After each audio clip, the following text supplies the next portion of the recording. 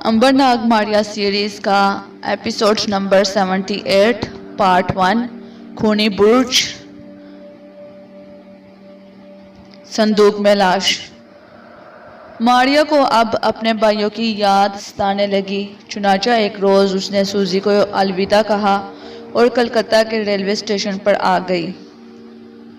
उसने अपने दिल में फैसला कर लिया था कि जिस तरफ को जाने वाली गाड़ी तैयार मिलेगी वो इसी में सवार हो जाएगी। स्टेशन पर नागपुर को जाने वाली गाड़ी बिल्कुल तैयार खड़ी थी। गार्ड सीटी बजाकर झंडी हिला रहा था। मारिया जल्दी से एक डिब्बे में सवार हो गई। यह फर्स्ट क्लास का डिब्बा था। मौसम गर्मी का था मगर डिब्बा अंदर से ठंडा था। इस डिब्बे में 2 आदमी सवार थे। उन्होंने साफ सुथरे कपड़े पहने हुए थे। एक आदमी के माथे पर जख्म का निशान था, दूसरा जरा लंगड़ा कर चलता था। दोनों डिब्बे के सबज शीशे से बाहर झांक रहे थे।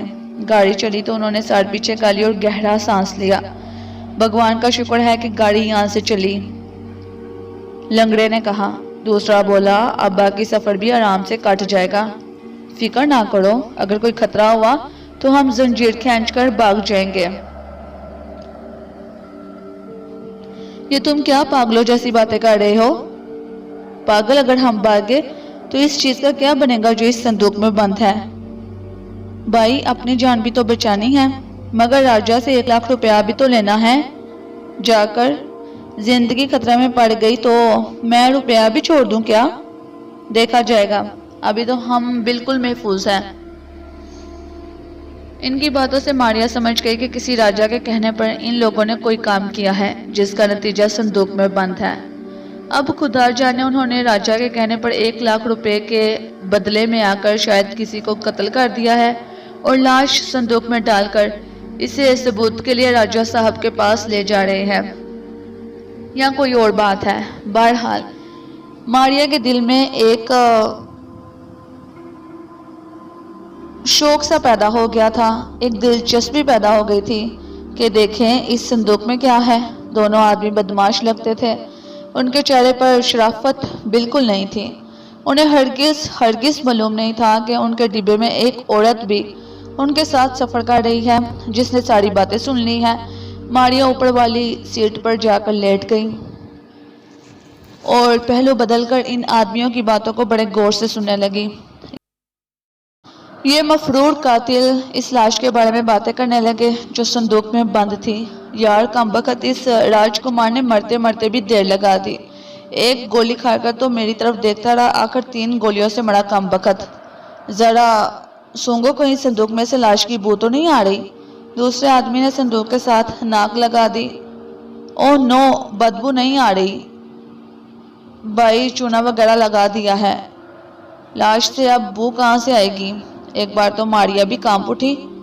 किस कदर जालिम है ये दोनों बदमाश। ना जाने किस बदनसीब माँ का बेटा होगा ये जिसको इन जालिमों ने गोली मारकर हलाक कर डाला और अब इसकी लाश को राजा के पास ले जा रहे हैं। ना जाने इस कत्ल में क्या राज है और वो राजा कौन है? ये राजकुमार कौन था? क्या किसी जायदाद का झगड़ा था? मालूम करना चाहिए, इस राज पर से पर्दा उठाना चाहिए। मारिया ने फैसला कर लिया कि वो इस राज को खोलकर छोड़ेगी और मालूम करेगी कि इस बेगुनाह को क्यों कत्ल किया गया। गाड़ी कलकत्ता से दूर निकल आई थी और खेतों में भागी जा रही थी। नागपुर हिंदुस्तान के दरमियान में एक मशहूर शहर है। काफी लंबा सफर था। मारिया ने दिल में सोचा कि हो सकता है खुदा को यही मंजूर हो कि वो इस गाड़ी में सफर कर बेगुनाह राजकुमार के कातिलों से इसका बदला ले। इस तरह से इसकी मुलाकात अंबर और नाग से हो सकती है शायद। गाड़ी छोटे छोटे स्टेशन छोड़ रही थी। दोपहर के वक्त एक बड़ा रेलवे स्टेशन आ गया। गाड़ी वहां रुकी। फर्स्ट क्लास होने की वजह से बेड़ा खाना लेकर आ गया। दोनों मिलकर खाने लगे। बेड़ा चला गया। मारिया को भी भूख लग रही थी। वो रेलगाड़ी से उतरकर प्लेटफॉर्म पर आ गई। उसने देखा कि एक स्टॉल पर डबल रोटी, मक्खन और चाय बिक रही थी। चुपके से वहां जाकर एक तरफ खड़ी हो गई। हाथ बढ़ाकर एक थाली में से आधी डबल रोटी और मक्खन उठाया और सुकून से खाना शुरू कर दिया। दुकानदार को मालूम ही ना हो सका कि वहां से आधी डबल रोटी गायब हो गई है।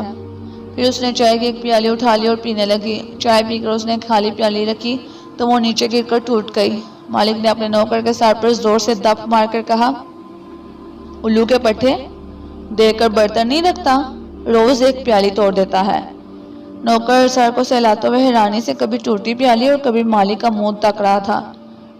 साहब, मैंने तो इस प्याली को हाथ तक नहीं लगाया, मालिक ने एक और तमाचा मारकर कहा। तो फिर ये तेरे बाप ने तोड़ी है? मारिया को बड़ा गुस्सा आया कि ये बदबख्त इस बेचारे को यूं ही मार रहा है। उसने काउंटर पर रखी हुई 6 प्यालियां एक साथ उठाई और उन्हें मालिक के सर पर दे मारा। सारी की सारी प्यालियां टूटकर बिखर गईं। स्टॉल का मालिक वो खिलाकर इधर उधर तकने लगा। इतने में रेल ने सीटी मारी। मारिया जल्दी से अपने डिब्बे में आकर बैठ गई। गार्ड ने चंडी लहराई। रेल छकाछक करती प्लेटफॉर्म से बाहर निकल गई और दूसरे स्टेशन की तरफ तेजी से चले गई। दोनों कातिल खाना खाकर संदूक पर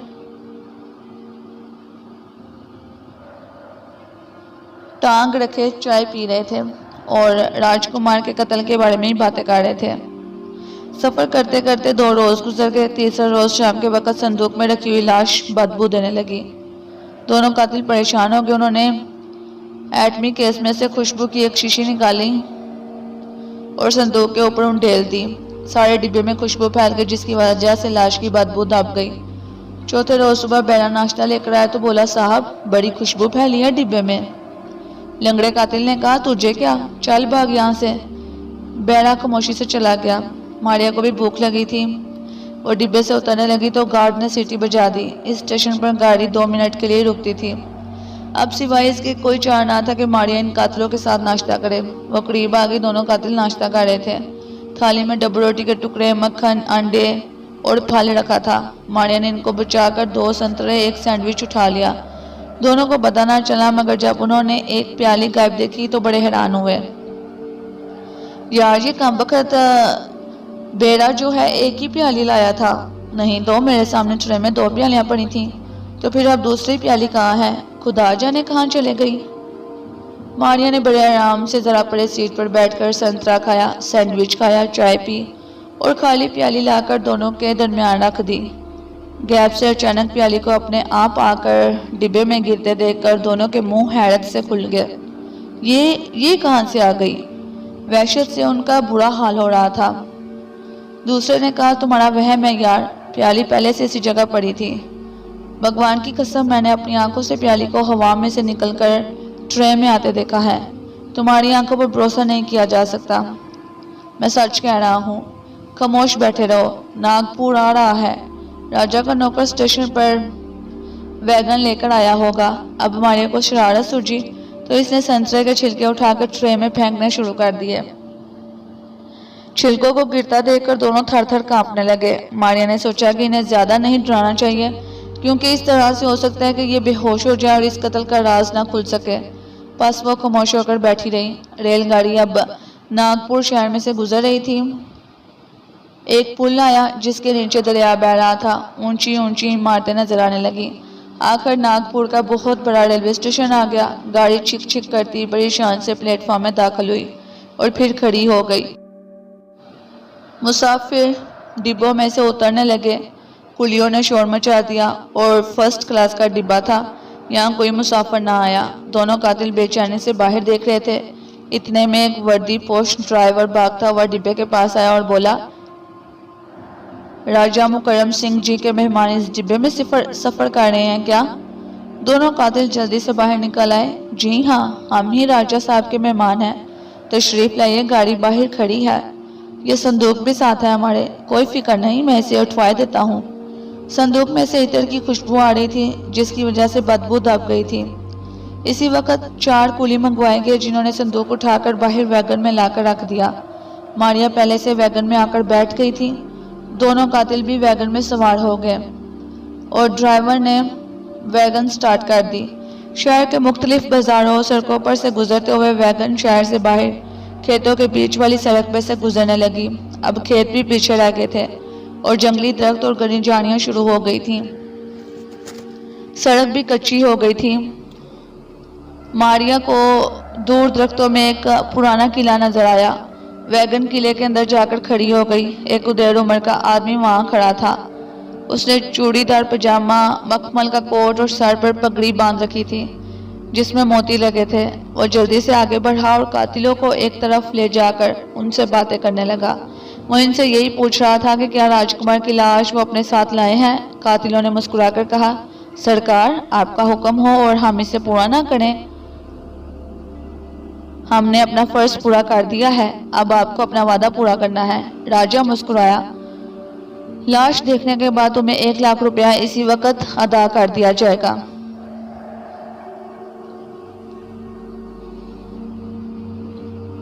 संदूक उठवाकर किले के पिछवाड़े राजा के खास कमरे में पहुंचा दिया गया। सब नौकर चले गए। अब कमरे में दोनों कातिल और राजा रह गए।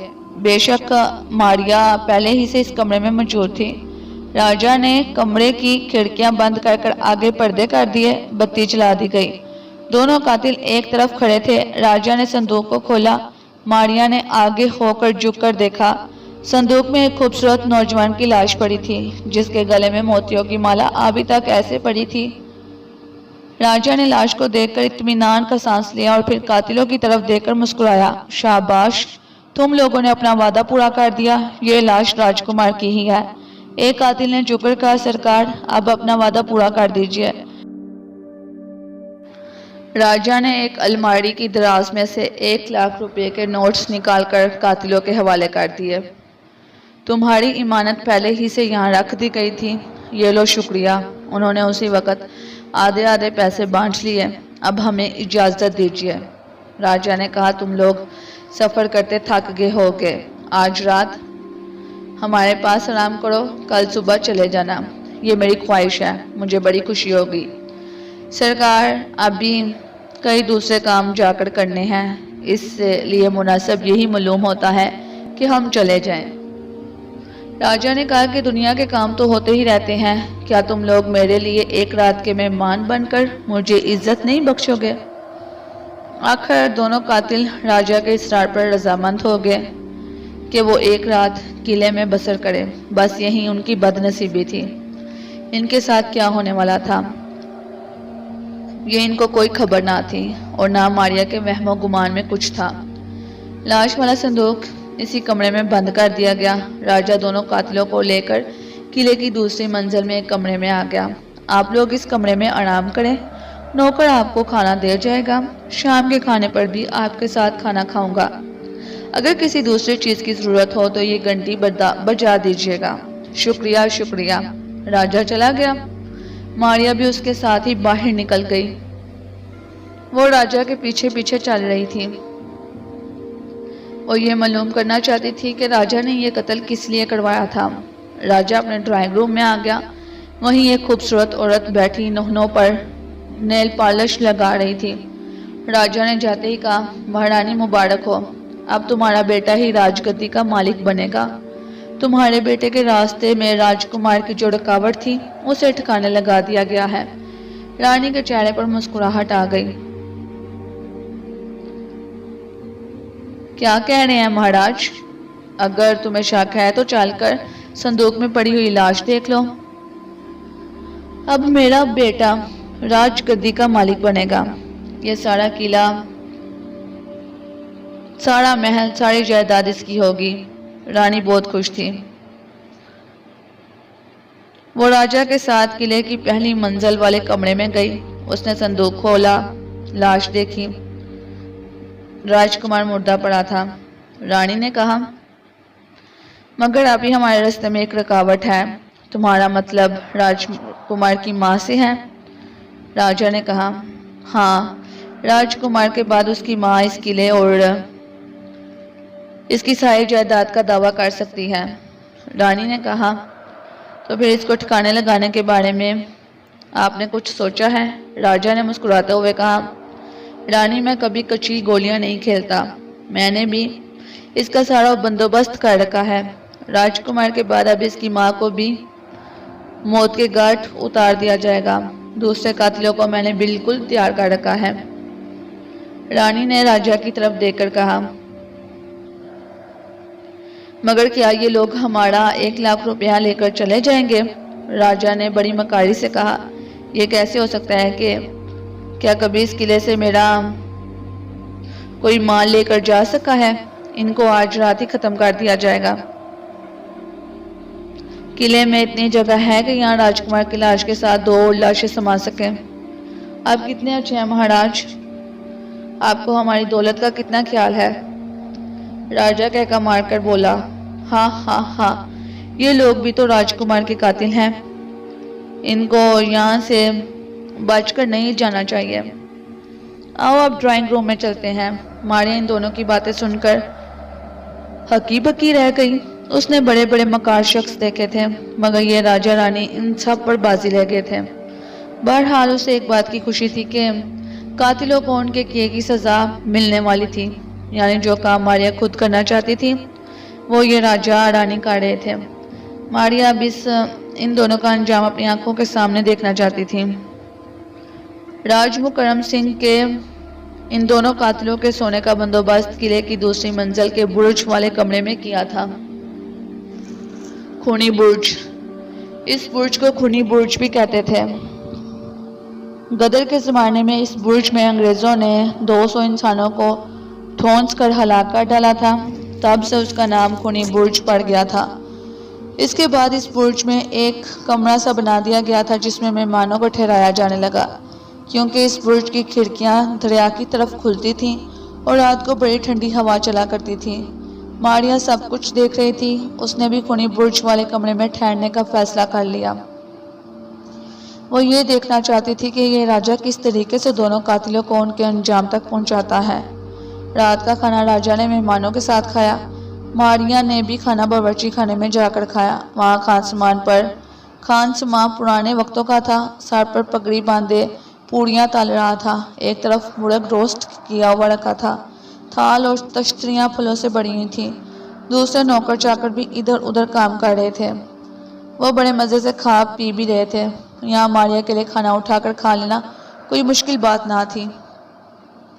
चुनाचा उसने एक थाली में से रोस्ट मुर्गा उठाया और दूसरी तश्तरी में से कुछ फल उठाए और किले की गैलरी में आकर बड़े मज़े से खाने लगी।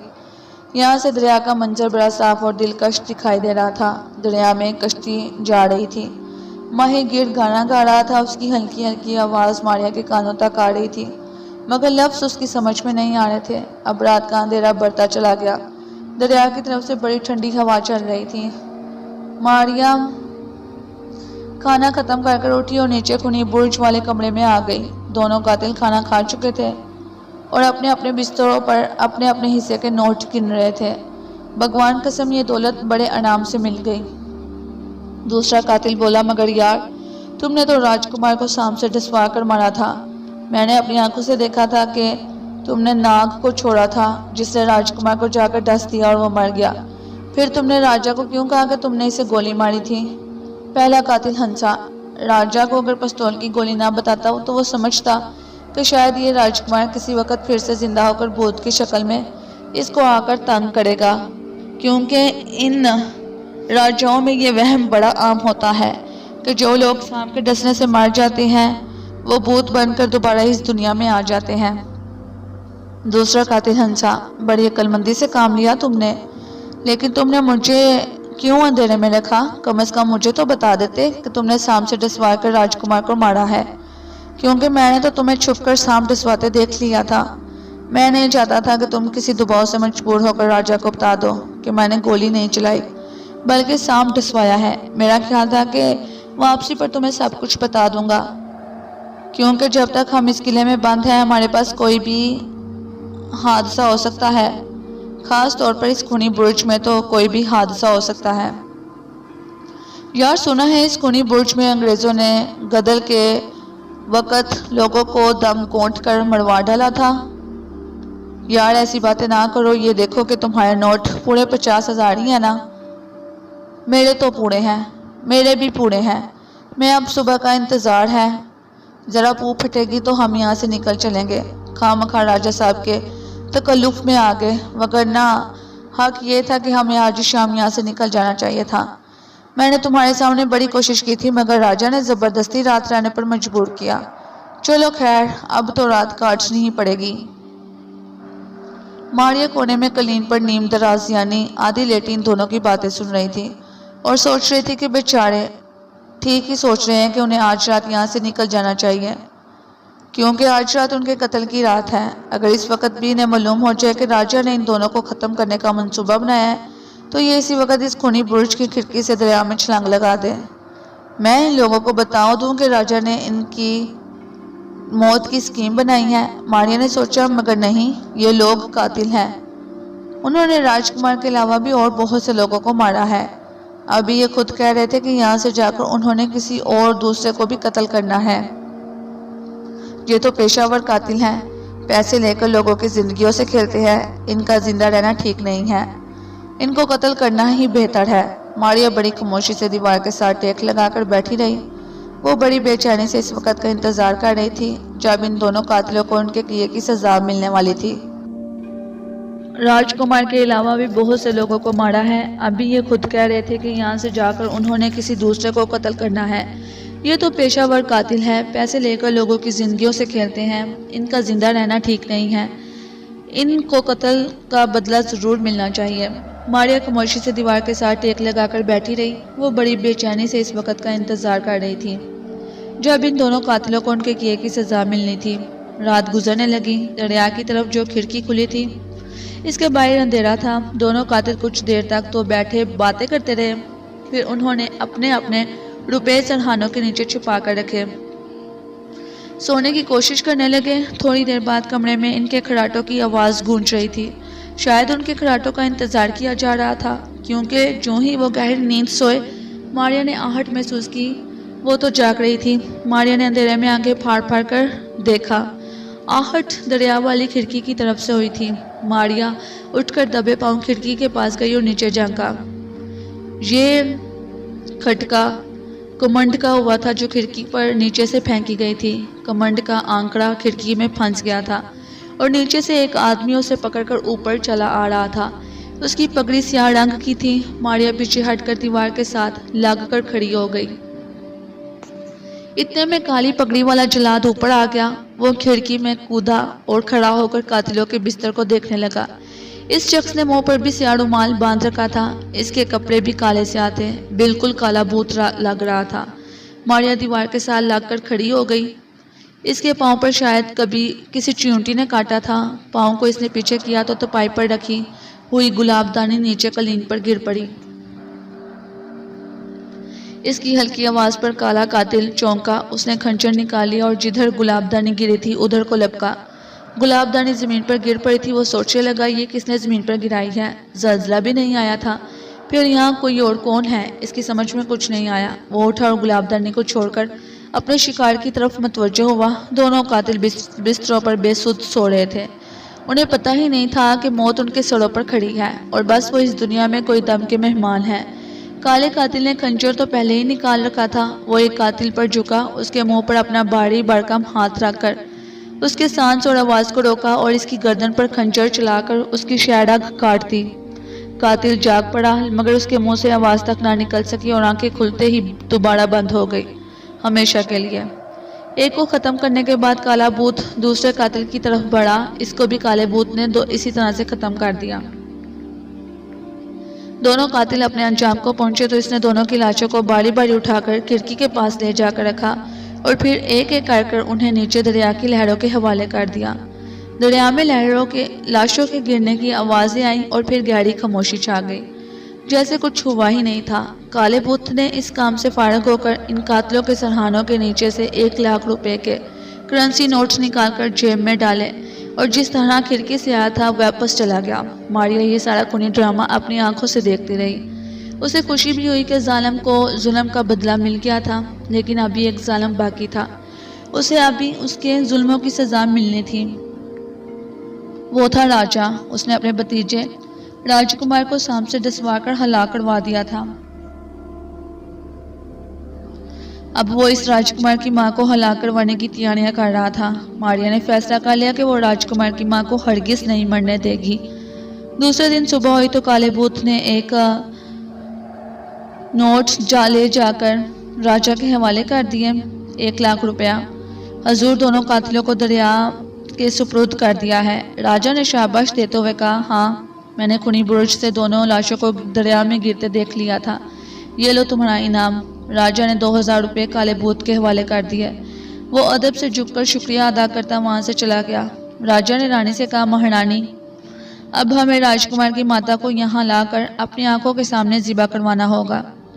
रानी बोली कि इसका यहाँ लाना क्यों ज़रूरी है भला, इसकी भी लाश ही मंगवा लीजिए यहाँ। राजा बोला, नहीं, इस औरत को अपनी आंखों के सामने कत्ल करवा कर मैं अपनी तसल्ली करवाना चाहता हूँ। मैंने एक आदमी को राजकुमार की माँ को अगवा करने के लिए रवाना कर दिया है। वो आज शाम यहाँ किले में राजकुमार की माँ को लेकर पहुंच जाएगा। रानी ने कहा, लेकिन राजकुमार की लाश का क्या बनेगा? राजा बोला, इसे आज शाम ही किले के तहखाने में दफन कर दिया जाएगा। ठीक है, मगर इसे जला क्यों नहीं देते? राजा ने कहा, इस तरह से लोगों को और पुलिस को शक पड़ जाएगा कि ये किले में किसकी लाश को जलाया जा रहा है। यही बेहतर है कि जमीन खोदकर संदूक को डुबा दिया जाए, ना रहेगा बांस, ना बजेगी बांसुरी। मारिया ये बातें सुन रही थी जब से उसे मालूम हुआ था कि राजकुमार को सांप से डसवाकर मरवाया गया है।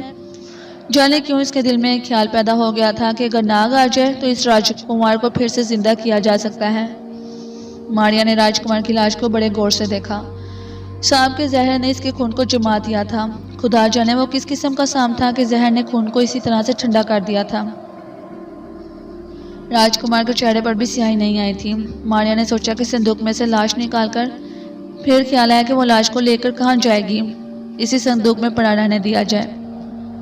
अब जब उसने देखा कि मकार राजे से ज़मीन में दफन करने के प्रोग्राम बना रहा है तो इसने फैसला किया कि वो कब्र में सुराख कर देगी ताकि ताज़ा हवा संदूक तक जाती रहे, क्योंकि इसने नाग की ज़ुबान से सुन रखा था कि अगर किसी को इस किस्म का सांप डस ले जो इसके खून को बहाने की बजाय जमा दे तो इस लाश को ताज़ा हवा ज़रूर लगनी रहनी चाहिए, उस वक़्त तक जब तक इसका इलाज ना हो जाए। उसी रात राजा ने 2 आदमियों को साथ लिया और राजकुमार की लाश वाला संदूक उठवाकर अंधेरे में शमशान में पहुंचा दिया। यहाँ हिंदू लोग अपने मुर्दों को जलाया करते थे। शमशान यानी हिंदुओं के कब्रिस्तान में कीकर के बेशुमार दरख्त थे। इन दरख्तों के पीछे गहरी खाइयाँ थीं। एक खाटी में कब्र खोदकर संदूक इसमें दफन कर दिया गया। राजा ने कहा, अब तुम लोग यहाँ शुमाल की तरफ चले जाओ और खबरदार इस राज के बारे में किसी से कोई जिक्र ना करना। अगर तुमने किसी को बता दिया तो तुम्हारी जायदाद जब्त कर ली जाएगी और तुम्हारे सारे रिश्तेदारों में कत्ल करवा दूंगा मैं। दोनों आदमी बोले, सरकार, हम कभी किसी से कोई बात नहीं करेंगे। आपने हमें इतने रुपए दे रखे हैं कि हम बड़े मजे से एक दूसरे शहर में जाकर कारोबार शुरू कर सकते हैं। दोनों अंधेरे में गुम हो गए। राजा भी बग्गी में सवार होकर वापस किले में आ गया। मारिया इस बग्गी में बैठकर शमशान गई थी और वापसी पर वहीं रही। वो एक खुदाल अपने साथ लेकर आई थी। जो ही ये लोग वहां से गए, मारिया ने खुदाल चलानी शुरू कर दी। मट्टी बड़ी नरम थी। बड़ी जल्दी वहां एक जानिब गहरा सुराख हो गया। मारिया ने संदूक का ढक्कना भी खोल दिया। सुराख में से ताज़ा हवा लाश को मिलने लगी।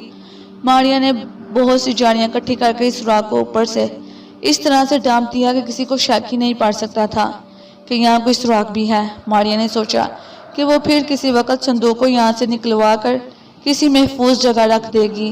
अभी इसके पास कोई ऐसी जगह नहीं थी। किले में वो ये संदूक नहीं रखवा सकती थी। मारिया को अब नाग का शिद्दत से इंतज़ार था। अगर इसे राजकुमार की माँ की आमद का इंतज़ार ना होता तो मारिया यहाँ से नाग की तलाश में निकल खड़ी होती। लेकिन वो राजकुमार की माँ की जान बचाना अपना फ़र्ज समझती थी, क्योंकि राजकुमार की माँ बेगुनाह और मासूम थी। किले से फरार मारिया वापस खूनी बुर्ज में आकर सो गई। सुबह उसकी आँख खुली तो दरिया वाली खिड़की में से दिन की रोशनी अंदर आ रही थी। परिंदे गीत गा रहे थे। उसने उठकर गुस्ल किया, कपड़े धोकर फिर से सुखाए और पहने। नाश्ता करने वो नीचे बावर्ची खाने में आ गई। यहाँ नौकर चाकर बहुत मौजूद थे। खुद भी नाश्ता कर रहे थे और राजा रानी को नाश्ता भी चांदी के थालों में लगवा कर दे रहे थे। मारिया ने देखा कि वहाँ काला भूत भी मौजूद है, जिसने दोनों कातिलों को मौत के घाट उतारा था। अगरचे रात काले भूत ने मुंह ढांप रखा था, लेकिन मारिया ने इसकी आंखों से उसे पहचान लिया। काला भूत अपना नाश्ता लेकर एक तरफ बैठ गया। मारिया ने भी एक थाली में कुछ पूड़ियाँ वगैरह हलवा रखा और काले भूत के पास आकर बैठकर नाश्ता करने लगी। काले भूत के वहमो गुमान में भी ये बात नहीं थी कि एक गैबी औरत उसके साथ बैठी नाश्ता कर रही थी। अगर कोई उसे कहता भी तो इसे कभी यकीन न आता। मारिया ने सोचा कि इस शख्स का जिंदा रहना इंसानों के लिए खतरे का बायस हो सकता है, क्योंकि ये पैसे लेकर चाहे जिसे भी कत्ल कर सकता है। आज उसने पैसे लेकर राजा के कहने पर 2 आदमियों को मारा है, कल ये किसी से दूसरे से पैसे लेकर किसी तीसरे को मार डालेगा। मारिया ने आहिस्ता से काले भूत की तरफ झुककर सरगोशी की। तुम कातिल हो, तुम कातिल हो। मैं मौत हूँ, मौत का फरिश्ता, तुम्हारी जान कब्ज करने आया हूँ। काले भूत की आधी पूरी हाथ में पकड़ी रह गई और मुंह खुल गया, आंखें फटी की फटी रह गई और चीख मारकर नाश्ते की थाली वहीं छोड़कर उठ भागा। मारिया देर तक हंसती रही। वो इसे इसी तरीके से मारना चाहती थी। वो नाश्ता करने के बाद काले भूत की तलाश में किले में घूमने लगी। इतना उसे मालूम था कि वो किले में ही रहता है और यहाँ से कहीं और नहीं जाता। चलते फिरते आकर उसने काले भूत को जा लिया। वो एक दरख्त के पास जमीन पर बैठा था और शायद कपड़ों की गठरी सी बनाकर उसे एक तरफ संभाल रहा था। मारिया बड़ी खुश हुई। चुपके से इसके पास पहुंचकर सरगोशी में बोली, मैं मौत का फरिश्ता हूँ, तुम कातिल हो। काले भूत का रंग उड़ गया। उसने एक जोर की चीख मारी और भाग गया। मारिया ने फिर उसका पीछा शुरू कर दिया। दोपहर को ये खबर राजा तक भी पहुंच गई। खुद काला भूत राजा के पांव पर गिरकर रोने लगा। महाराजा, मौत का फरिश्ता मेरा पीछा कर रहा है, कहता है कि तूने 2 आदमियों को मारा है, मैं तुम्हारी जान लेने आया हूँ। राजा इसे पड़े हटाते हुए कहा, अरे तेरा दिमाग तो खराब नहीं हो गया? मैंने सुना था कि तू पागल हो गया है और एकदम से चीख मारने लगता है। अब तुम्हें देखा, तुम्हारी बातें सुनी तो यकीन हो गया कि तू सचमुच पागल हो गया है। तुझे कल ही मैं पागल खाने भिजवा दूंगा जहाँ तेरा इलाज होगा। काले भूत ने हाथ जोड़कर कहा, हुजूर मैं झूठ नहीं बोल रहा, मैंने खुद एक औरत की आवाज़ सुनी है जो मेरे कान के बिल्कुल करीब आ रही थी। वो कह रही थी, मैं तुम्हारी जान कब्ज करने आया हूँ, मैं मौत का फरिश्ता हूँ। राजा हंसा। अरे कभी औरत भी मौत का फरिश्ता हो सकती है? जो औरत है वो भला मौत का फरिश्ता कैसे होगी? तेरे कानों में यूं ही आवाज़ें आती हैं, जा जाकर आराम कर, बल्कि तू यहाँ से अपने गाँव कुछ दिनों के लिए चला जा। जो हुक्म जनाब। मारिया करीब ही सारी बातें सुन रही थी। उसे जो शरारत सूझी तो उसी सरगोशी में बोली, सुनो राजा, मैं मौत का फरिश्ता हूँ। तुम दोनों ने खून किए हैं, मैं तुम दोनों को नहीं छोड़ूंगी, तुम दोनों ही कातिल हो। काला भूत चीख मारकर वहां से सर पर टपा गया। राजा हैरान परेशान खड़े का खड़ा रह गया। आवाज़ उसने खुद अपने कानों से सुनी थी। काला भूत बिल्कुल ठीक कहता था, आवाज़ औरत की थी। राजा बहादुर आदमी था, डरा जरूर, मगर उसने अपने आप को परेशान नहीं होने दिया। बोला, तुम कौन हो? मारिया ने कोई जवाब न दिया। राजा ने फिर से कहा, तुम कौन हो? मेरे सामने क्यों नहीं आते? सामने आकर बात करो। क्या तुम भूत हो? किले का भूत हो? क्योंकि मैंने अपने बुजुर्गों से सुन रखा है कि इस किले में एक राजकुमारी का भूत फिरा करता है, जिसको अंग्रेजों ने कत्ल कर दिया था। मारिया ने कोई जवाब न दिया। वो राजा को परेशान करना चाहती थी, इससे सवाल जवाब नहीं करना चाहती थी। उसका मकसद वहां रहकर राजकुमार की मां को मौत के मुंह से बचाना था, क्योंकि वो जालिम बड़ी रानी को लेकर किसी वक्त भी किले में पहुंच सकते थे। राजा ने जब देखा कि मौत का फरिश्ता कोई जवाब नहीं दे रहा तो उसने अपने कानों में उंगलियां डालकर उन्हें साफ किया और सोचने लगा, कहीं ये मेरा वहम तो नहीं था। फिर वो ज़ेरे लब हंसा, कमबख्त ये काला भूत मुझ पर भी अपना असर डाल रहा है, इसके तो कान बजते ही थे। मुझे भी आवाज़ें आने लगी। राजा वहाँ से चला गया खास महल में, वहाँ उसकी रानी भी थी। राजा ने जाकर मौत के फरिश्ते की आवाज़ के बारे में उसे बताया और कहा, देखो इस अहमक का मुझ पर भी असर हो गया है। मुझे ऐसे लगा जैसे कोई औरत मेरे करीब खड़ी आवाज़ दे रही है। रानी ने फिक्रमंद होकर कहा, कहीं यह आवाज़ सच्ची ना हो महाराज। राजा हंसा, भाई वाह महारानी, इस पागल का तुम पर भी असर हो गया है। हटाओ इन बातों को, आओ नीचे चलते हैं, खाना लग गया है। रात के खाने के बाद एक बंद बग्गी आकर किले की ड्योढ़ी में खड़ी हो गई। इस वक्त वहाँ कोई पहरेदार नहीं था। राजा और उसके 2 साथी वहाँ खड़े थे। बग्गी में से एक संदूक को बाहर निकाला गया। राजा ने इशारा किया और ऊपर चला गया। आदमी संदूक लेकर राजा के पीछे पीछे चले आए। इस कमरे में ले जाकर रख दिया गया जहाँ पहले राजकुमार का संदूक रखा गया था। मारिया साथ साथ थी। आदमी चले गए, अब राजा वहाँ अकेला रह गया। उसके बाद वही काला भूत वहाँ आ गया। राजा ने कहा, संदूक खोलो। संदूक खोल दिया गया। उसके अंदर एक उदेड़ उम्र की औरत बैठी थी जिसने सफ़ेद कपड़े पहन रखे थे। ये राजकुमार की माँ थी और बेहोश थी, क्योंकि मारिया ने रोशनी में झुककर देखा बड़ी रानी की सांसें चल रही थीं। उसे कोई दुआ सुंघाकर बेहोश किया गया था। राजा ने कहा, बड़ी रानी को संदूक में से निकालकर खूनी बुर्ज वाले कमरे में पहुंचाकर दरवाजे पर ताला लगा दो। जो हुक्म सरकार। काले भूत ने बड़ी रानी को संदूक में से निकालकर कंधे पर डाला और किले की खुफिया सीढ़ियां चढ़कर खूनी बुर्ज वाले कमरे में पहुंच गया। यहाँ पहुंचकर उसने बड़ी रानी को पलंग पर लटा दिया। मारिया जल्दी से बाहर निकल आई, क्योंकि काले भूत ने दरवाज़ा बंद कर ताला लगाना था। मारिया अंदर बंद नहीं होना चाहती थी। वो बाहर आ गई। काले भूत ने दरवाज़ा बंद कर बाहर से ताला लगा दिया और चाबी लेकर राजा के हवाले कर दी।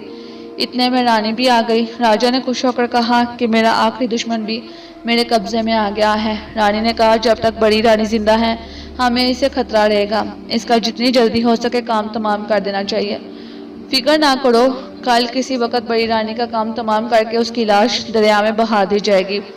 ये काम आज रात ही क्यों नहीं कर देते? आज रात, राजा ने कहा, आज रात रामनवमी की रात है। पुरानी किताबों में लिखा है कि आज की रात अगर किसी को हलाक किया जाए तो वो भूत बनकर चिमट जाता है। तो फिर कल रात ये काम जरूर हो जाना चाहिए। फिक्र ना करो, कल ये काम हर हालत में हो जाएगा। मारिया उनके कमरे से बाहर आ गई। कुछ देर वो किले की ऊपर वाली छत पर टहलती रही और सोचती रही कि बड़ी रानी को किस तरह से बचाया जा सकता है। आखिर उसने फैसला किया कि बड़ी रानी को किसी तरह से होश में लाकर यहाँ से निकाल ले जाना चाहिए, क्योंकि महल में इसका रहना खतरनाक बात थी। ये सोचकर आधी रात के बाद मारिया खूनी बुर्ज की तरफ गई। कमरे के दरवाजे पर ताला पड़ा था। मारिया ने हाथ बढ़ाकर ताला खोलकर फेंक दिया और कमरे में आ गई। बड़ी रानी को होश आ चुका था और वो बिस्तर से उठकर खिड़की में से नीचे देख रही थी। वो परेशान दिखाई दे रही थी कि ये कहाँ से कहाँ आ गई है। मारिया चुपके से उसके करीब जाकर खड़ी होगी। उसे यह भी डर था कि कहीं इसकी आवाज़ से बड़ी रानी डांट ना जाए।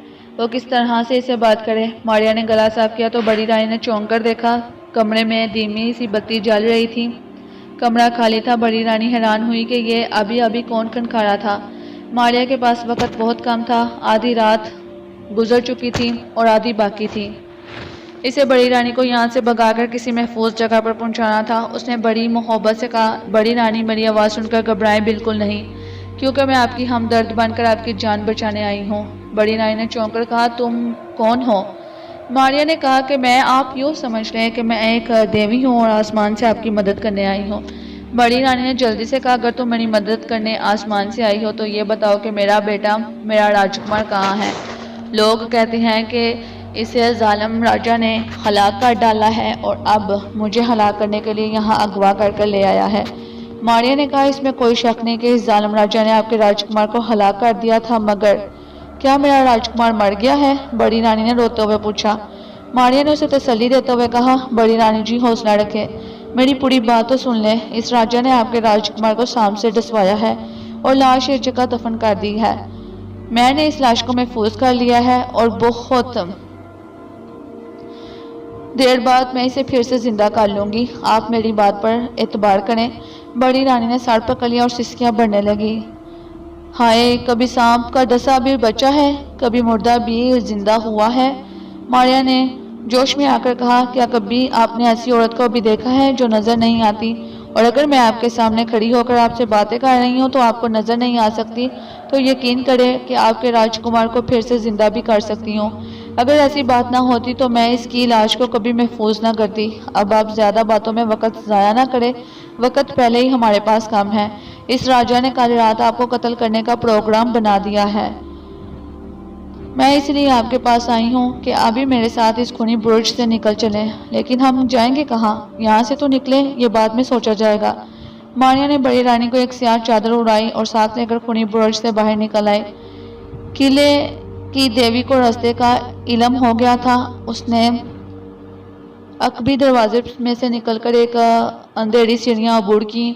अब वो किले के पीछे आई थी। यहाँ घनी झाड़ियाँ तो थीं, घाटियाँ भी थीं। मारिया ने बड़ी रानी के साथ इन झाड़ियों में से गुजरकर खाइयाँ पार कर लीं और एक कच्ची सड़क पर आ गई। उन्होंने एक तरफ तेज तेज पैदल चलना शुरू कर दिया। बड़ी रानी सड़क एक वीरान जगह पर निकल आई। मारिया ने इस नागपुर शहर की सैर करते हुए एक खंडर देखा था जो किसी जमाने में शायद कोई मंदिर था, मगर अब ढहकर खंडर बन गया था। मारिया बड़ी रानी को लेकर साथ इस खंडर में आ गई।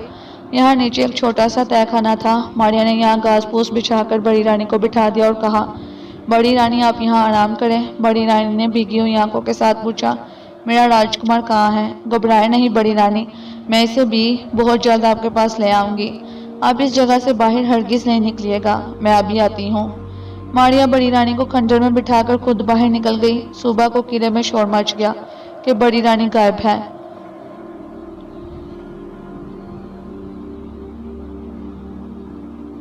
राजा के तो होश उड़ गए। वो परेशानी के आलम में भागा भागा रानी के पास पहुंचा। रानी गजब हो गया, बड़ी रानी गायब है। हाय, वो कहाँ चले गई? कहाँ जा सकती है? जरूर उसे किसी ने अगवा कर लिया है, मगर यहाँ उसे कौन अगवा कर सकता है? कुछ कहा नहीं जा सकता। इसकी तलाश में जा रहा हूँ मैं। राजा ने अपने आदमी साथ लिए और सारा शहर छान मारा, मगर रानी का कहीं भी खोज न मिला। दोपहर को वो थका आकर वापस आ गया। मारिया दोपहर को बड़ी रानी के लिए कुछ खाने पीने का सामान ले गई थी। बड़ी रानी ने अपने बेटे के लिए बड़ी उदास थी। मारिया ने उसे जबरदस्ती थोड़ा बहुत खिलाया। वो बार बार पूछ रही थी, क्या मेरा बेटा अच्छा हो जाएगा? कहते हैं नाग का डसा तो पानी नहीं मांगता। खुदा ने चाहा तो आपका बेटा जरूर अच्छा हो जाएगा। आप देवी हैं कि आप इतना भी नहीं कर सकती कि मेरे बेटे को फिर से जिंदा कर दे?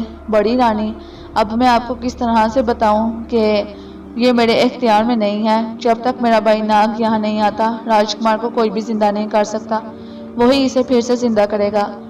बड़ी रानी रोने लगी। मारिया ने उसे हौसला दिया और खुद बाहर निकलकर शहर के बाजारों में नाग और अंबर को तलाश करने लगी। शायद वो कहीं आते जाते नजर आ जाए। जाने क्यों इसका दिल कह रहा था नाग और अंबर इसे इसी शहर में मिलेंगे।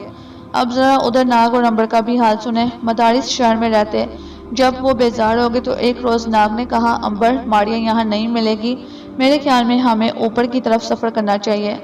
यानी तुम्हारा मतलब है कि यहाँ से अब चल देना चाहिए? हाँ भाई, तो फिर ठीक है, रेलवे स्टेशन चलते हैं। जो भी गाड़ी हिंदुस्तान के ऊपर वाले शहरों को जाने वाली होगी इसमें बैठ जाएंगे। वो रेलवे स्टेशन पर आ गए। ये मदारिस का रेलवे स्टेशन था। काफी बड़ा रेलवे स्टेशन था। उन्होंने देखा एक रेलगाड़ी बिल्कुल तैयार खड़ी है। वो इसमें जाकर बैठ के नाग ने दिल्ली के 2 टिकट लिए। गाड़ी चल पड़ी। वो फर्स्ट क्लास में सफर कर रहे थे। इस डिब्बे में काला साहब भी सफर कर रहा था, जिसने अंबर और नाग को नफरत की नजर से देखा कि ये कम बखत यहाँ कहाँ आ गए, क्योंकि नाग और अंबर का लिबास बड़ा मामूली सा था। उन्होंने कोट और पतलून नहीं पहन रखा था। रेल सफर करती रही। चिक चिक इंजन भागता रहा। रात गुजर गई। अंबर और नाग ने अपनी अपनी सीट रिजर्व करवा रखी थी। वो इन पर लंबी तान कर सो गए। दिन चढ़ा तो इसमें एक बेड़ा आ गया। उसने काले साहब के आगे नाश्ता रख दिया। अंबर और नाग ने भी नाश्ता मंगवाया। इतने में अंबर के हाथ से पानी का गिलास फर्श पर गिर पड़ा। उसके कुछ छींटे काले साहब के बिस्तर पर पड़ गए। वो गुस्से से बोले, अंधे हो गए हो, नजर नहीं आता क्या? नाग को गुस्सा तो बहुत आया। करीब था कि फनकार कर मार दे, काले साहब का काम तमाम कर देता कि अंबर ने उसका हाथ दुबा दिया और कहा काले साहब से कि माफ करना, गलती हो गई। तुम जाहिल लोग ऐसे ही होते हो। जाने किस तरह से फर्स्ट क्लास के डिब्बे में आकर बैठ गया। तुम्हारे पास टिकट के बगैर टिकट है कि बगैर टिकट के सफर कर रहा है? अंबर ने टिकट निकाल कर दिखाए। काला साहब बोला, अब ऐसा जाहिल लोग भी फर्स्ट क्लास में सफर करने लगा है, हम किधर को जाएगा? नाग ने कहा, तुम लोग बड़ा गुरूर करता है, ये ठीक नहीं। Shut up you fool. नाग को अब बड़ा गुस्सा आया। इसे अंबर भी ठंडा ना कर सका। रेलगाड़ी भागी जा रही थी। नाग ने घूर कर सुरख सुरख आंखों से काले साहब को देखा। वो एकदम से जून बदलकर एक स्याह रंग की शक्ल में आ गया। उसने अपना फन उठाकर काले साहब के आगे लहराना शुरू कर दिया। काले साहब पर तो जैसे बिजली सी गिरी और वो बेहोश हो गया। नाग जल्दी से फिर इंसान की शक्ल में आ गया। अंबर ने कहा, यार इसे संभालो, कम बखत कहीं अगले जहान का टिकट ही ना लेकर चला गया हो। जाने दो कम बखत मगरूर इंसान को। अंबर ने काले साहब के मुंह पर पानी के छींटे मारे। थोड़ी देर बाद उसे होश आ गया। होश में आते ही उसने घबराकर नाग को देखा और फिर चीख मारकर बेहोश हो गया। नाग ने मुस्कुराकर कहा कि इस काले का काम तो खत्म ही समझो अंबर भाई, अब ये साला होश में नहीं आएगा। अंबर ने कहा, नहीं यार, यूं ना कहो, किसी को मारना नहीं चाहिए। अंबर ने काले के मुंह पर ठंडे पानी का गिलास उंडेल दिया। वो बड़बड़ करता उठकर बैठ गया और खौफजदा होकर बोला, वो नाग, वो सांप। अरे भाई कौन सा सांप? क्या तुमने कोई ख्वाब देखा? ख्वाब? नहीं नहीं, सांप था, नाग था, बड़ा सा फन उठाए मुझे लाल लाल आंखों से घूर रहा था। नाग ने कहा, अरे तुम्हारा दिमाग खराब हो गया, यहाँ चलती गाड़ी में सांप कहाँ से आ सकता है? नहीं नहीं, मैंने तुम्हें सांप में बदलते देखा था। मेरी आंखें झूठ नहीं बोल सकती, मैं कसम खाता हूँ कि मैंने तुम्हें सांप बनते देखा है। अंबर और नाग जोर से हंस पड़े। काले साहब, तुम्हारा दिमाग खराब हो चुका है। बेहतर यही है कि दिल्ली जाते ही तुम किसी पागल खाने में दाखिल हो जाना और अपना इलाज करवाओ। गाड़ी एक जंक्शन पर रुकी तो काला साहब अपना सामान उठाकर डिब्बे से भाग गया। नाग और अंबर हंसते रहे। चलो अच्छा हुआ डिब्बा खाली हो गया, अब आराम से लेटकर सफर करेंगे। थोड़ी देर बाद वही काला साहब एक सिपाही और गार्ड को लेकर आया। ये है वो लड़का जो अभी अभी सांप बन गया था। सिपाही ने नाग को गौर से देखा और पूछा, क्यों भाई, तुम सांप बन गए थे क्या? नाग ने कहा, आप इस पागल की बात को सच मान रहे हैं? अरे संतरी साहब, भला इस जमाने में कोई इंसान सांप बन सकता है? गार्ड ने कहा, यही तो मैं कह रहा हूँ, ये कैसे हो सकता है? मगर ये साहब कहता है कि इसने अपनी आंखों से तुम्हें सांप बनते देखा है। काला सांप झट बोला, अरे हाँ हाँ, मैंने अपनी आंखों से देखा था। दूसरे लोग भी जमा हो गए और बड़ी दिलचस्पी से नाग को तकने लगे। किसी ने कहा, ये आंखें नहीं चिपक रहा, जरूर ये सांप है, इसे मार डालो, ये शैतान है, ये भूत है। मुसाफिरों में से किसी ने पिस्तौल का फायर कर दिया। गोली नाग के करीब से गुजर गई। उसने अंबर की तरफ देखकर कहा, अंबर, अब इन्हें कुछ दिखाना ही पड़ेगा। इतना कहकर नाग ने गहरा सांस लिया और एकदम से सांप बनकर इस आदमी की तरफ लपका जिसने फायर किया था। सांप इस आदमी की गर्दन से लिपट गया, इसे डसा और चिड़िया बनकर फिर से उड़ गया। लोगों पर खौफ छा गया। सारे मुसाफिर वहां से उठ दौड़े। कोई पाँव तले आ रहा था, कोई गिर पड़ा। सिपाही, काला साहब और गार्ड भी उठ भागे। अंबर वहां से छुपकर पीछे डब्बे में जाकर बैठ गया। गार्ड ने जल्दी से सीटी बजा दी। ड्राइवर ने गाड़ी चला दी। रेलगाड़ी स्टेशन से बाहर निकलकर भागने लगी। अंबर पीछे डब्बे में दूसरे मुसाफिरों के साथ खामोश बैठा सोच रहा था कि इस कामबख्त काले साहब ने सारा काम खराब किया है। जाने नाग इस ट्रेन में है भी कि नहीं। वैसे इसे यकीन था कि नाग चिड़िया बनकर इस गाड़ी में किसी न किसी जगह बैठा सफर कर रहा होगा।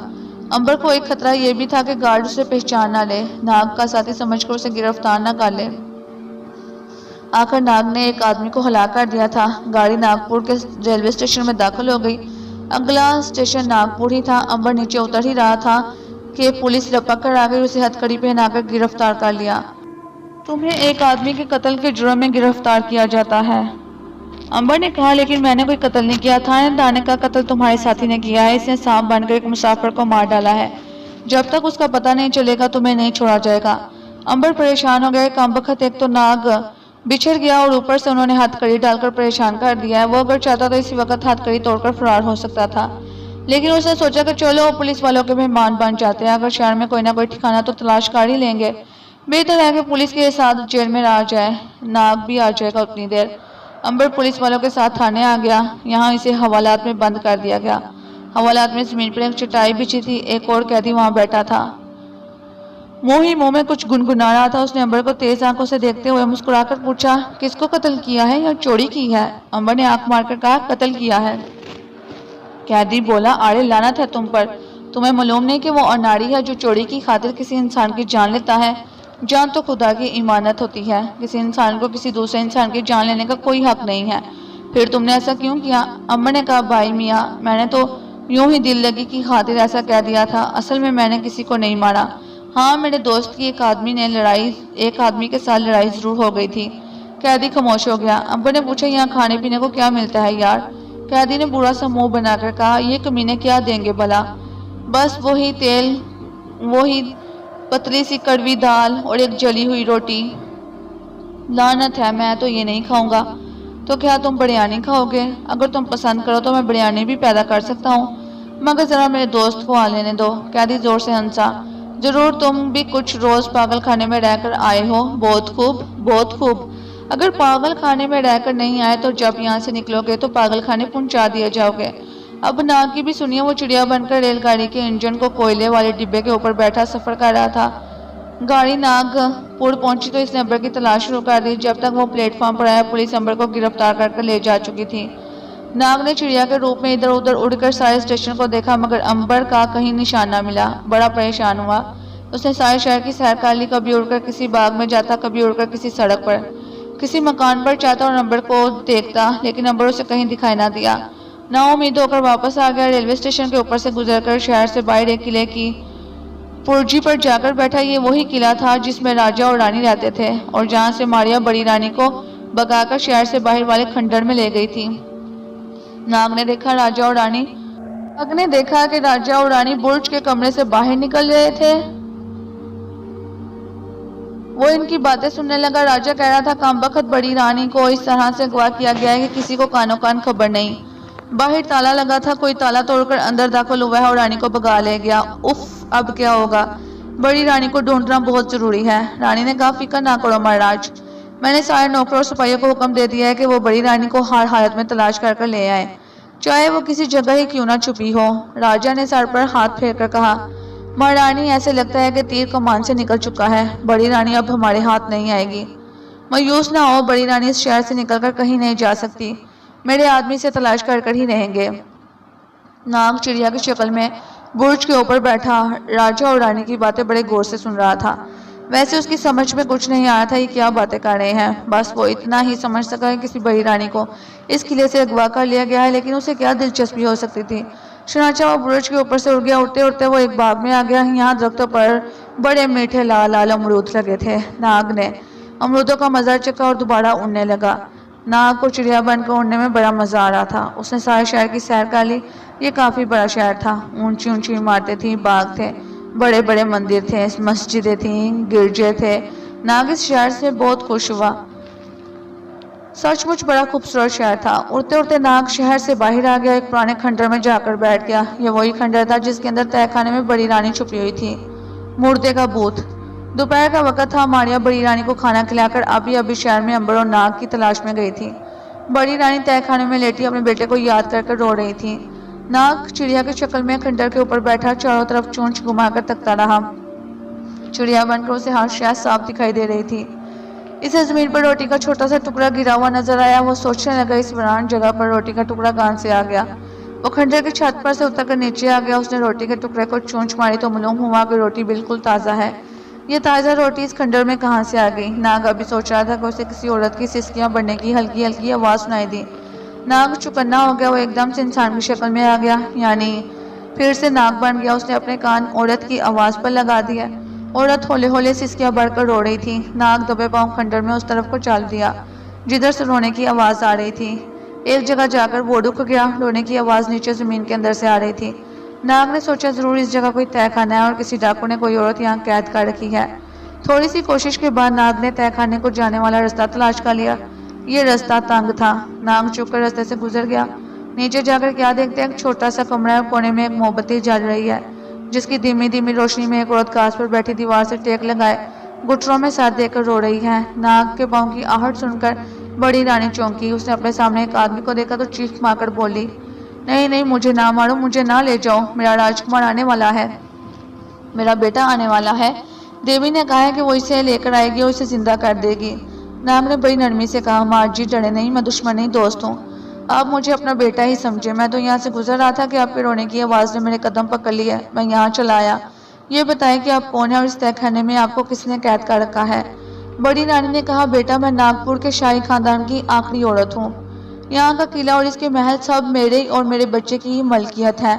इस किले का राजा एक डाकू है जिसने असली राजा को हला कर जबरदस्ती इस पर कब्जा जमा रखा है। इसने मेरे राजकुमार को मार दिया है, अब मुझे भी मारने वाला है कि एक देवी मुझे उठाकर यहाँ ले आई। देवी? वो देवी कौन है माँ जी?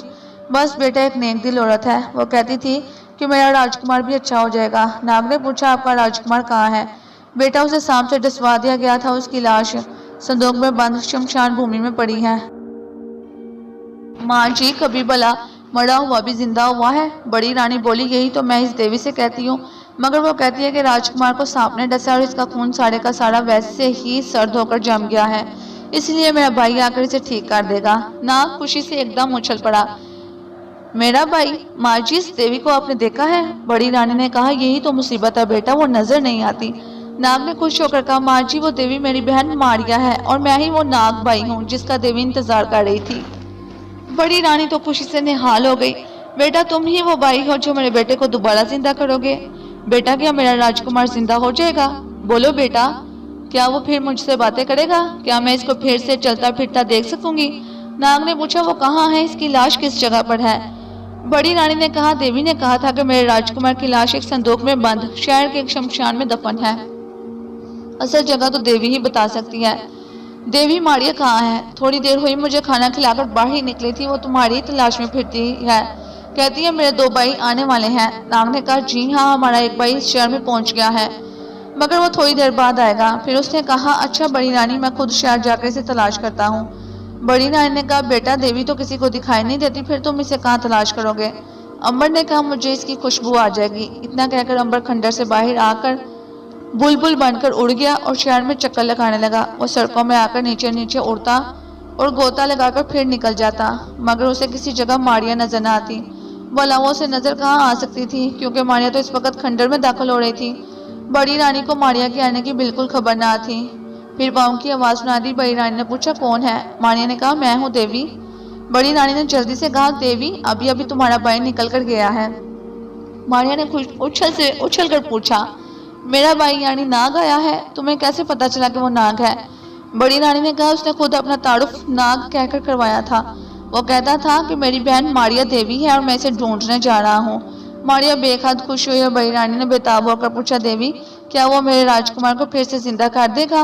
हाँ हाँ बड़ी रानी, वो जरूर ऐसा करेगा और खुदा के हुक्म से, इसकी इजाजत से ऐसा करेगा। मैं इसकी तलाश में जाती हूँ। बड़ी रानी ने जल्दी से कहा, भगवान के लिए मुझे ना छोड़कर जाओ, तुम्हारा भाई यहीं आ जाएगा। इतने में बाहर फड़फड़ाने की आवाज आई। मारिया ने कहा, मेरा भाई आ गया, मुझे इसकी खुशबू आ रही है। वो भागकर बाहर गई। नाग बुलबुल का रूप छोड़कर फिर से इंसान की शक्ल में आ चुका था। तह खाने में दाखिल हुआ। दोनों ने एक दूसरे को देखा तो खुशी से निहाल हो गए। खुदा का शुक्र किया, आज मैं अपनी बहन से मिला हूँ। मारिया ने कहा, खुदा का शुक्र है, खुदा ने मुझे अपने भाई से मिला दिया। नाग अंदर आ गया। उसने मारिया से पूछा, राजकुमार की लाश कहाँ है? मारिया ने बताया, शमशान भूमि यानी कि हिंदुओं के कब्रिस्तान में है। मेरा ख्याल है चलकर लाश को देखना चाहिए। हाँ अभी चलो नाग, बड़ी रानी ने कहा। मैं भी तुम्हारे साथ चलूंगी। मारिया ने कहा, बड़ी रानी, बेहतर है कि आप इसी जगह हमारा इंतजार करें। शहर में आपका जाना ठीक नहीं, क्योंकि राजा के आदमी हर तरफ आपको ढूंढते फिर रहे हैं। बड़ी रानी को खंडर के तहखाने में छोड़कर नाग और मारिया शमशान भूमि की तरफ चल पड़े। मारिया ने उससे अंबर के बारे में पूछा, अंबर भाई कहाँ है? नाग ने कहा, वो भी इसी शहर में किसी जगह है। और फिर नाग ने सारी कहानी मारिया को सुनाई। वो बड़ा हंसी। इस तरह से बातें करते करते वो शमशान भूमि पहुंच गए। वहां इस वक्त लोग किसी मुर्दे को जलाने के लिए लाए थे। नाग और मारिया एक तरफ खड़े हो गए। लोगों ने मुर्दों को लकड़ियों की चिता पर लटा दिया और फिर इस पर घी के कनस्तर उंडेले और फिर आग लगा दी। आग एकदम से भड़कने लगी। चिता में मुर्दा चलने लगा। लोग चले गए, मगर मुर्दे के रिश्तेदार उसकी हड्डियां लेने के लिए इसी जगह बैठे रहे। मेरा ख्याल है इस वक्त कब्र खोदकर राजकुमार की लाश निकालना बड़ा मुश्किल है, मारिया ने कहा। नाग बोला, हाँ मेरा भी यही ख्याल है, हमें रात को आना चाहिए। रात होने में भी तो सिर्फ 2-3 घंटे बाकी रह गए हैं। नाग और मारिया वापस आ गए। शहर की सड़कों पर फिरने लगे। जब रात का अंधेरा फैलने लगा तो वो दोनों सबसे पहले खंडर वाले तहखाने में गए। वहां उन्होंने बड़ी रानी को तसल्ली दी और कहा, बड़ी रानी, हम राजकुमार की लाश को यहाँ लाने के लिए रात के अंधेरे का इंतजार कर रहे थे और अब अंधेरा फैल गया है। लाश लेकर आते हैं। रानी ने रोते हुए कहा, बेटे इसकी लाश मेरी आंखों के सामने ना लाना। अगर लाश लानी है तो पहले मुझे हलाक कर दो। हाँ अगर तुम इसे जिंदा कर सकते हो तो इसे जिंदा कर मेरे पास ले आना। नाग ने मुस्कुराकर कहा, माँ जी घबराए नहीं, खुदा के फजल से आपका बेटा जिंदा हो जाएगा। मारिया ने तहखाने में मोमबत्ती रोशन कर दी, जिसकी हल्की हल्की रोशनी में बड़ी रानी का चेहरा बड़ा उदास लग रहा था। नाग और मारिया यहाँ से निकलकर शमशान भूमि में आ गए। यहाँ अब डरा देने वाला अंधेरा और खामोशी फैली हुई थी। मारिया को महसूस कर शमशान के कुत्ते भौंकने लगे। उनके भौंकने की आवाज सुनकर एक महिन्नत भी जाग उठा। वो लालटेन लेकर झोंपड़े से बाहर निकला और कुत्ते को पिचकार कर बोला, अरे कौन है यहाँ, क्यों भौंक रहा है तू? नाग एक तरफ झाड़ियों में से हट गया। सरगोशी में बोला, कमबख्त ये कहाँ जाग पड़ा इस वक्त? खामोश। वो कुछ सुनने की कोशिश कर रहा है। महिंद्रा ने शायद नाग की सरगोशी सुन ली थी। वो लालटेन लेकर दूसरी तरफ बढ़ा, जहाँ नाग और मारिया झाड़ियों में छुपे हुए थे। नाग ने मारिया का हाथ दबाकर कहा, अब तुम्हारी बारी है, अपना काम दिखाओ। मारिया ने जोर से चीख मारकर कहा, मैं इस मुर्दे का भूत हूँ जो आज यहाँ जलाया गया है। खबरदार, अगर कदम आगे बढ़ाया तो कच्चा खा जाऊंगा। महिन्नत थर थर कांपने लगा। कुत्ता जोर जोर से भौंकने लगा। मारिया ने एक और चीख मारी तो कुत्ता और मोहिनत दोनों वहां से ऐसे भागे कि पीछे पलट कर भी नहीं देखा। नाग ने कहा, अब काम शुरू करते हैं। मारिया नाग को साथ लेकर शमशान के अकब में इस मुकाम पर आई जहां उसने जमीन में राजकुमार की लाश का संदूक दफन कर रखा था।